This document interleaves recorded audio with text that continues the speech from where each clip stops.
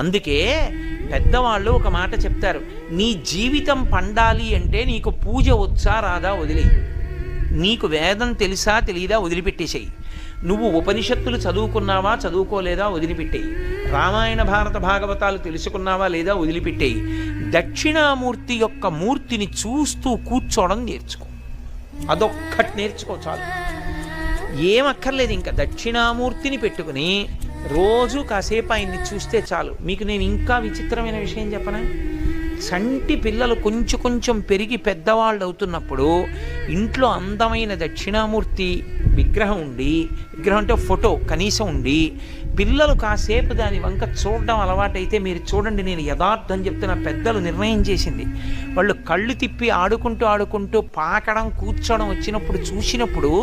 వాళ్ళు నిశ్చలంగా కాసేపు ఇలా దక్షిణామూర్తి వంకే చూస్తారు. పిల్లలు చిన్న